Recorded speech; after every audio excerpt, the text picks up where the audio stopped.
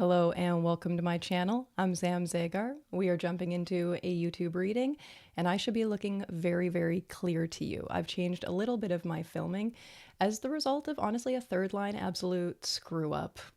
Last week I recorded and two of the videos I recorded did not capture any of the editing. So I am testing out something new. We're going to see how good the recording is. The clarity of me is like, whoa.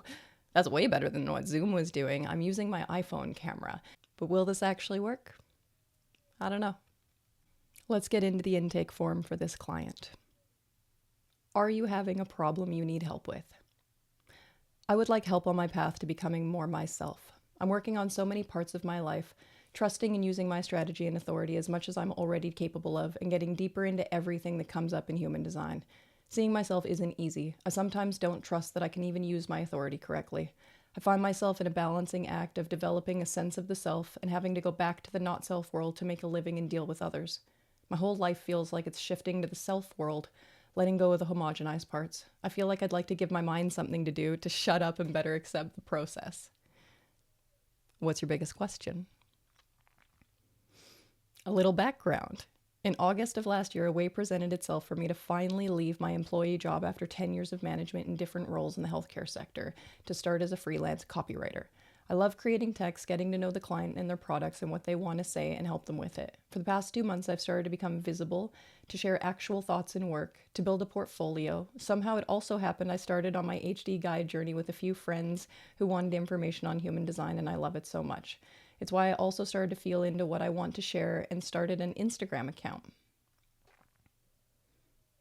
My biggest question is kind of two questions. Which gifts, talents, motivation, etc. jump at you?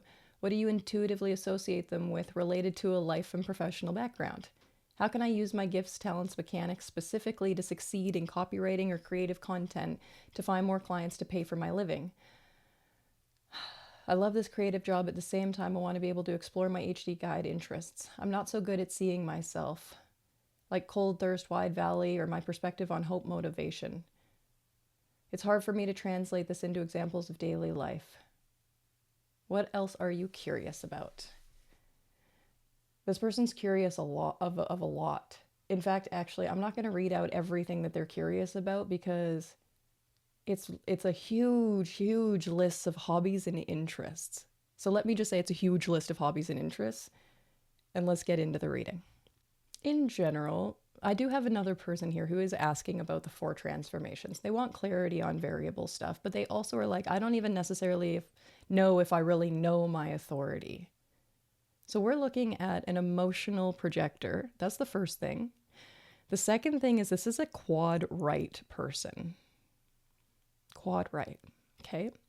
One of the first things they said in the intake form that really stood out to me was they found a way to leave the job. They found a way into a next job. And I thought that the language that they used around that was quite interesting because I'm not even quoting them right, but really what they said was not invitation. Like they didn't use the word invitation. Typically when people are actually living out their design, they speak their keynotes. So I'm like, was this did we just kind of accidentally gloss over that one? Or is there a reason you didn't say you were invited into what was next?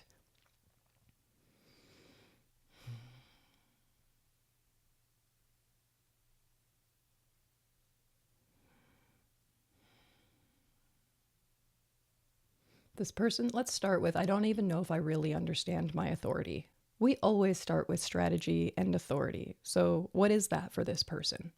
Wait to be invited, wait to be recognized. That's why the language in the first question stood out to me so much.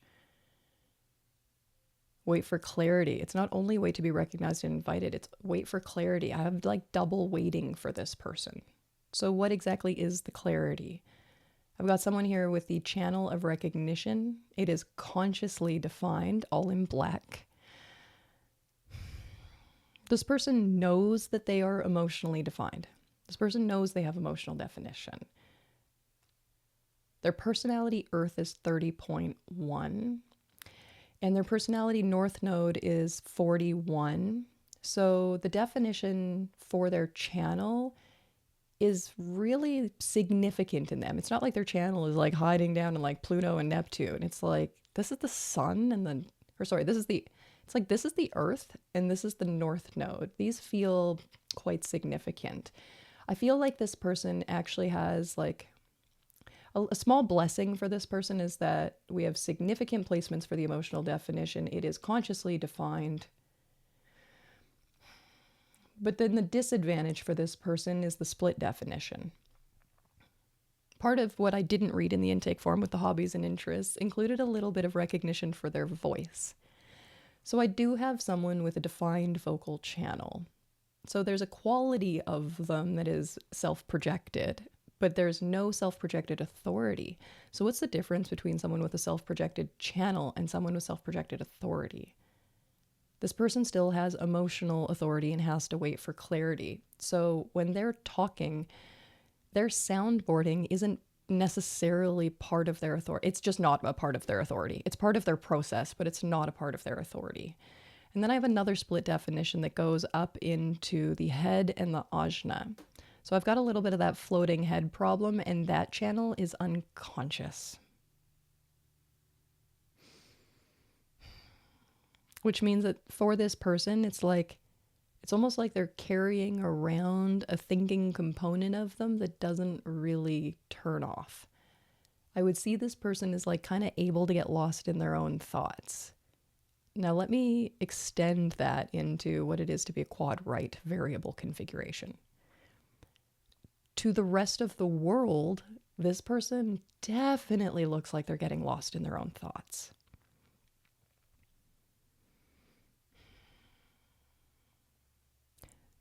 Quad right people have a much harder time growing up in certain structured systems than people who are very left.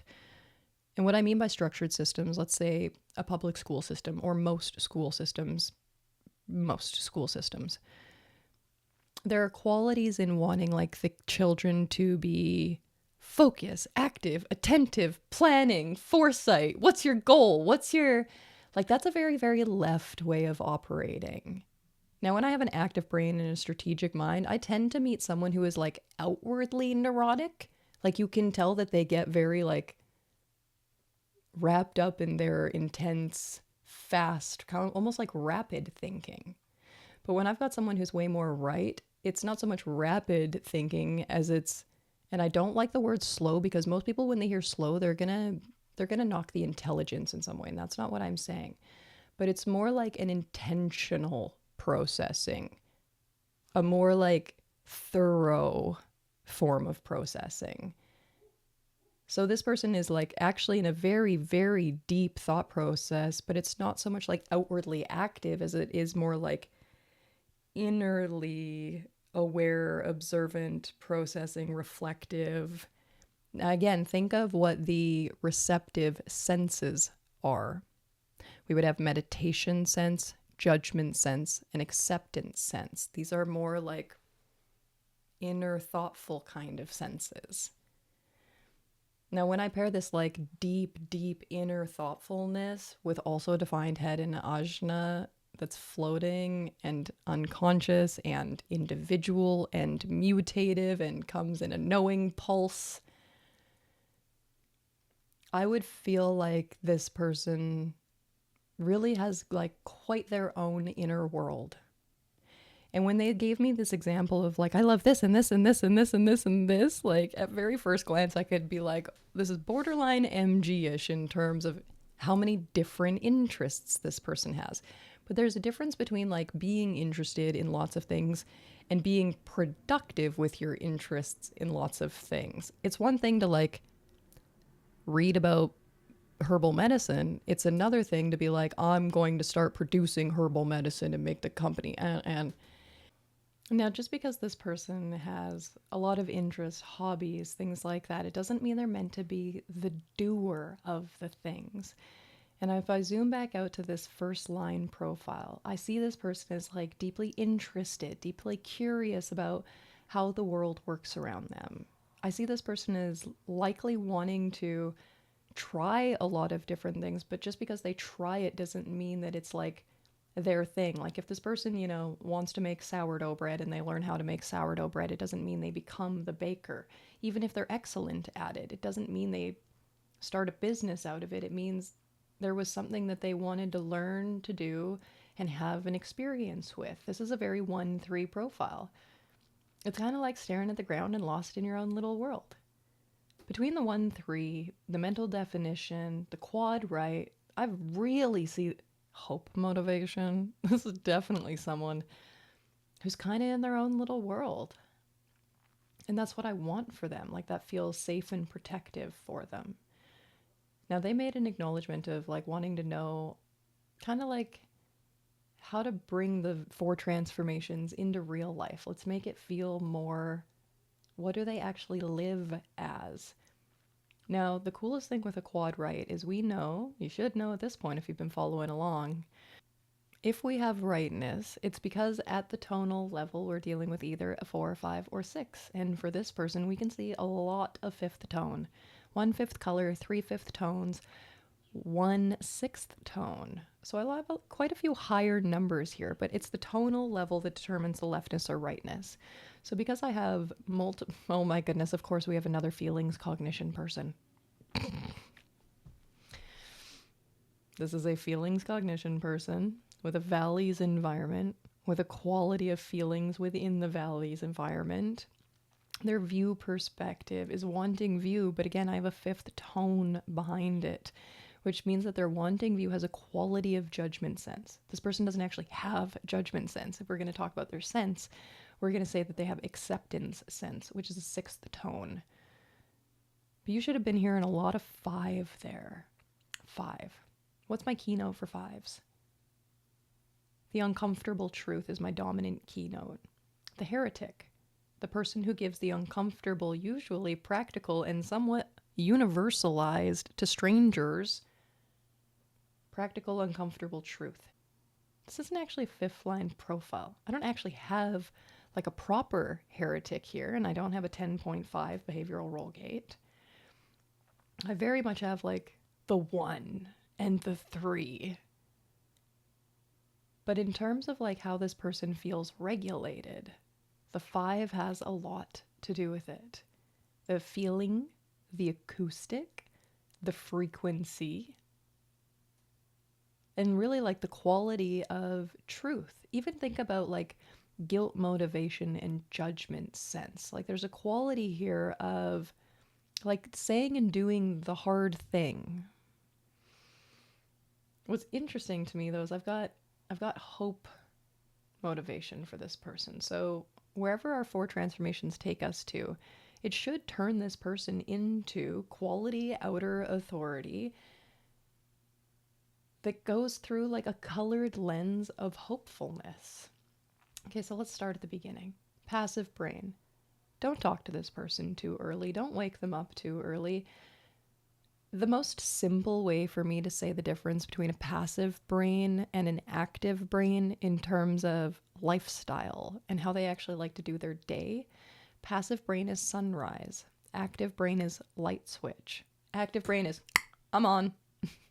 Passive brain is, I'm coming on. Like, I'm turning on for the day.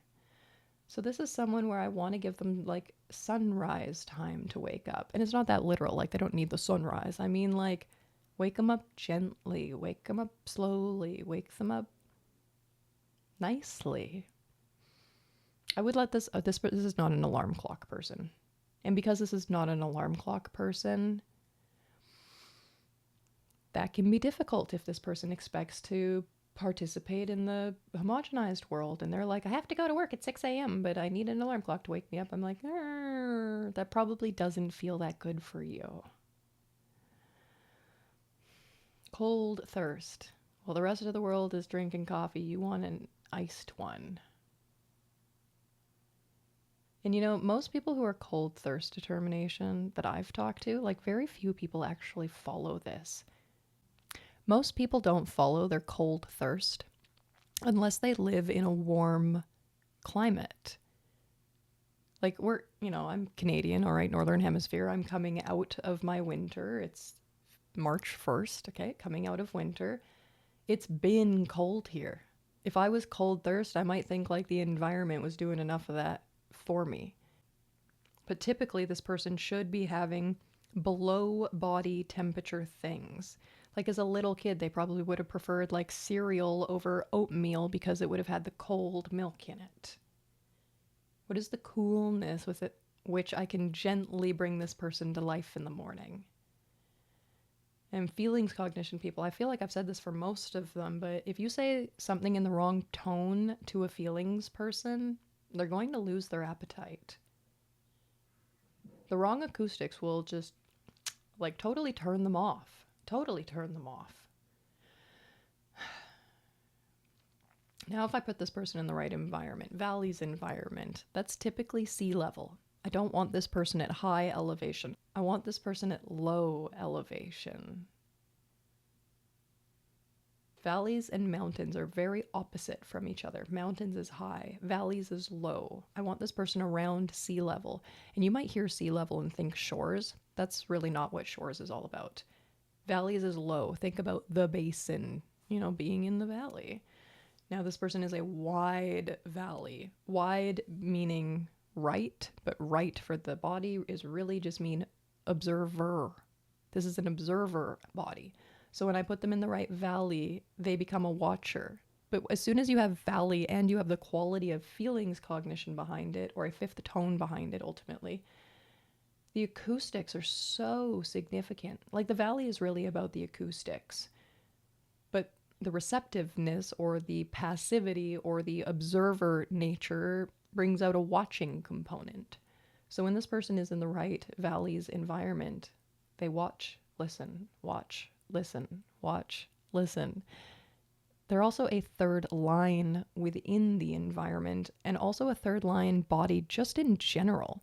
So look at kind of like the double hit of the 3 that I got there.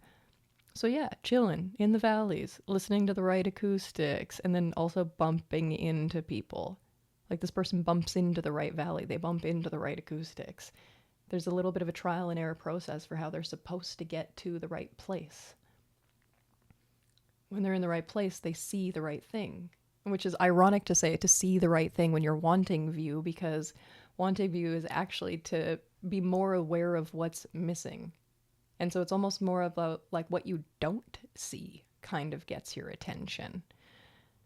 And then I've got the fifth tone behind it again. But once we switch to the personality side instead of the body side, we call it judgment, not feeling. Well, I'm sure you can see why they're both 5s. Now, feelings cognition, I do want to acknowledge, like, this is a solar plexus tone, and I have a defined solar plexus. I have an emotional being. So to be feelings and be emotional authority is a really nice combination, honestly. Now, when this person's eating the right way, in the right place, meeting the right people, seeing the right things, they ultimately become outer authority. And so this person as outer authority, the first thing you meet is like a projector, right? Penetrating, sharp, grabs you, focused, absorbing. When I meet this person, it's like, ooh, there's like an intensity that you meet. And then you're also meeting the fact that they're a first line. So I've got a projector who's been like, not all projectors are pretty intellectual and quite driven by systems, but I've got a receptive first line. So this person is like a systems eater, an information eater. They're the sponge of like, soak it in, soak it in, soak it in, soak it in, soak it in.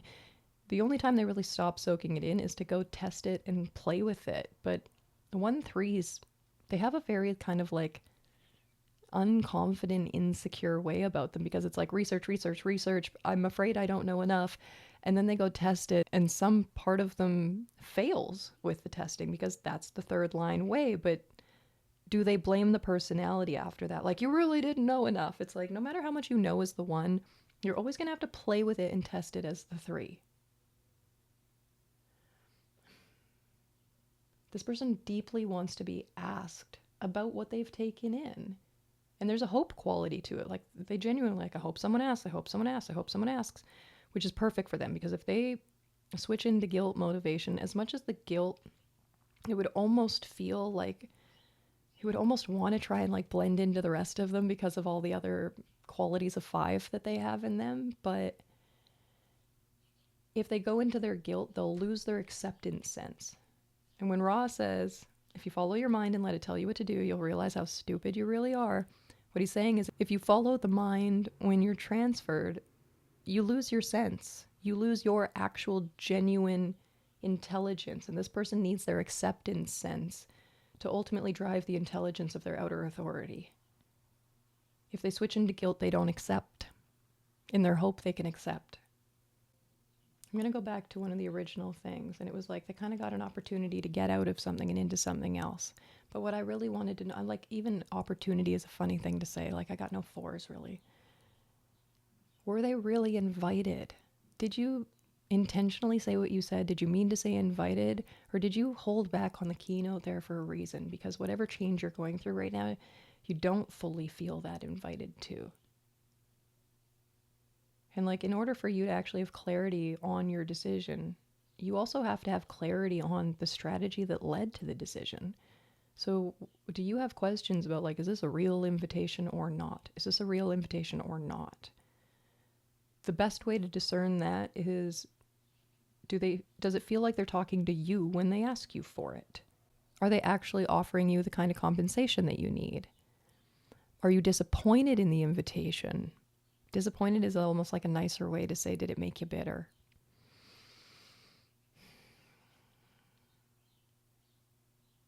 The last thing I'm going to say is that your emotional definition is part of the abstract collective circuitry, which is part of the human experiential way, which means things don't tend to make sense until after the fact. If you're trying to make a decision based on what you expect to happen, it's probably not going to work out very well, especially because even your receptivity does not want to plan or expect certain things to happen. That's more of a strategic process. It's so hard, I think, to know that, like, you truly, truly, truly have to deeply surrender, and yet at the same time, it's like, surrender to what? You're already floating on the emotional wave and feeling very alien with your quad right variable. You might be like, Sam, how surrendered is this supposed to get? But like, deeply. And the question of, like, how can you tell if you're surrendered or not? How upset do you get when things don't work out the way that you hoped they were going to? That's a big question for your channel of recognition and your motivation. I'm going to leave that there. See you next time.